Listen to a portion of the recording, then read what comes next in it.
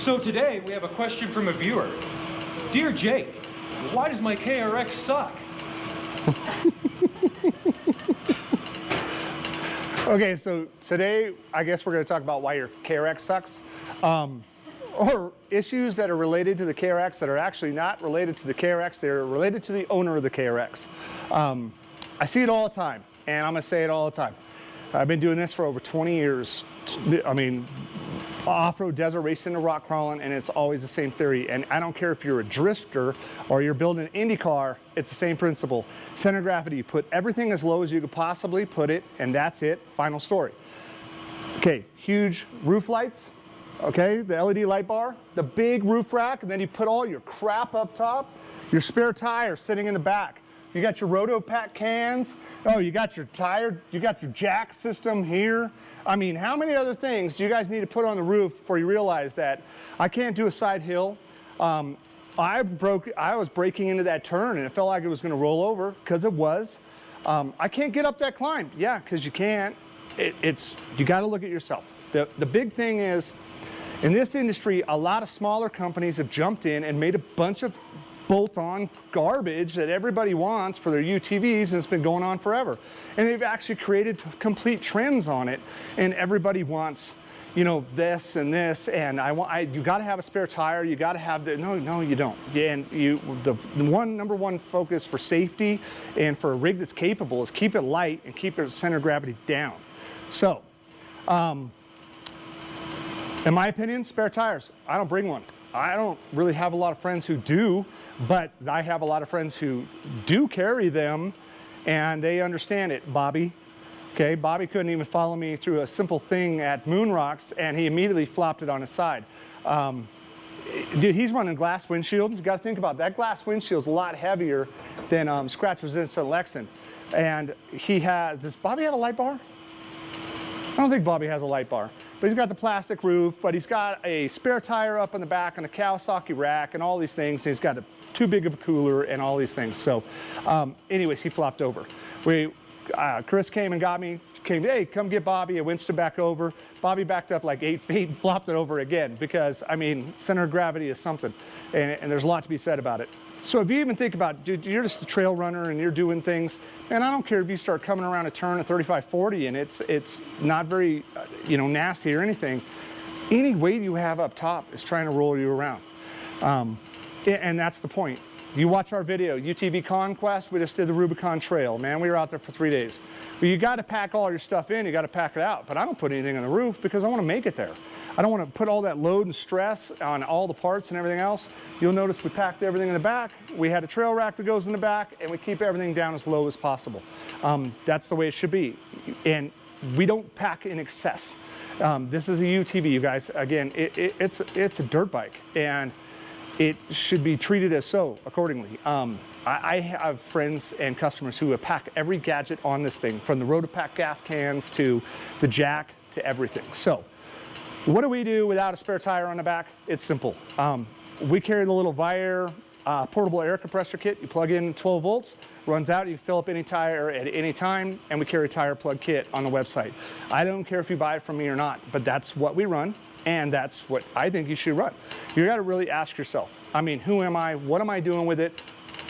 And there's definitely the guy who needs to have a spare tire out there who's running out really long ways. And he is definitely the guy who probably should have a spare. But in 90% of occurrences with any of us on these huge trips we do, if somebody gets a sidewall hole or even in the tread, a plug kit's going to fix it. And you got to think about it this way too. You can Google this. There has been times that we've come out with like 36 plugs in the side of a tire, even heated it up with heat to melt them in a little better, but it works. It gets you out, it gets you home.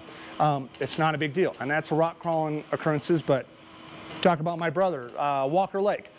Out in the middle of nowhere, getting a little crazy, smacks a rock, blows a sidewall, freaking out, doesn't know what to do. Like, we just laughed. We just pull out the plug kit, tire compressor, start slapping plugs in. I think we had like 14 plugs in that thing.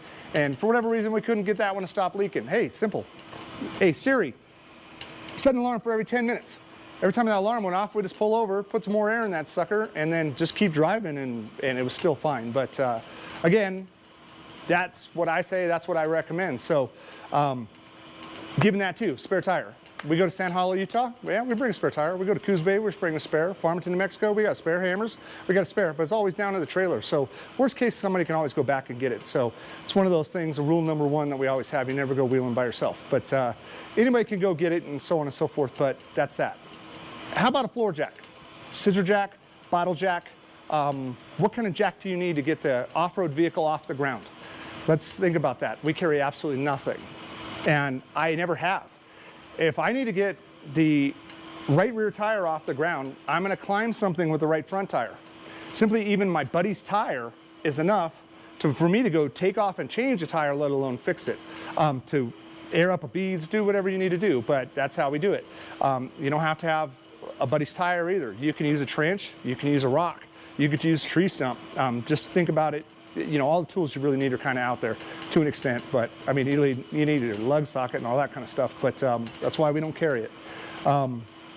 Light bars are heavy, roof racks are heavy, rotopacks are heavy, all of this stuff's heavy, which leads to another huge thing. I meet so many people who are packing for like a week, or they're packing to go to Utah, Coos Bay, Moab, and the hammers all on the same trip every trip. And you're like, dude, you guys got to get all this crap out of here, all these tools, all these things you don't need. Just think about that. You got to make the rig lighter. So I have a specific set of things that I bring, because I mean, and I have lists like that, but I have certain things I bring to each certain place. You know what I mean? And that's what I have, but I have just minimal things in the car. We were just talking about coolers. The guy holding the camera blew his cooler out of the back twice. And why? It's this big.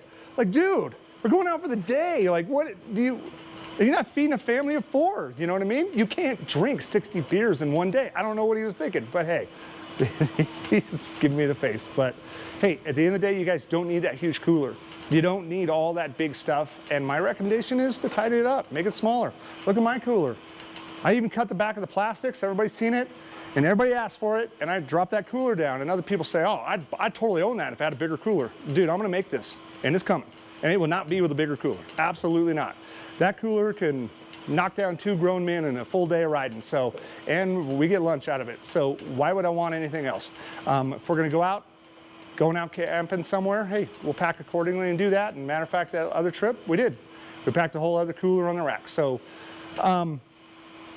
that's it, man. I just think safety, you can't get up, you can't side hill, you're having all these issues, you feel like the car is weird. It is, you know what I mean? And one of those things that you can do too, I should say this, is like in Bobby's case, wheel spacers or new rims. The stock wheels are a 15x8, and to talk about backspace, if you imagine this hand was sitting here, and it's not, but if it was here, you have 1.5-inch backspace on the outside of the car with 6.5 in.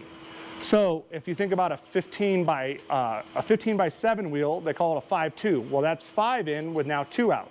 And then a 4.3 is 4 in with 3 out. We run a 4.3 on all of our cars, and the wider backspace, I don't care what anybody says, is night and day for roll center, stability, and night and day better in the rocks and any kind of terrain.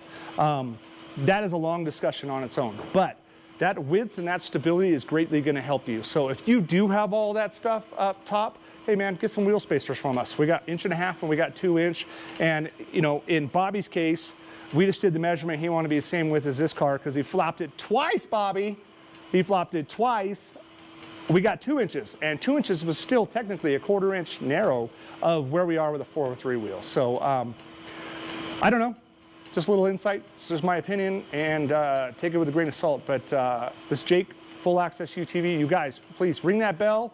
Apparently there's a bell there. Chris was telling me that you're supposed to ring it. It notifies you of any upcoming videos that we have and stuff. You can click that like for us, subscribe, and we much appreciate it, guys, and we'll keep content coming. Thanks for watching.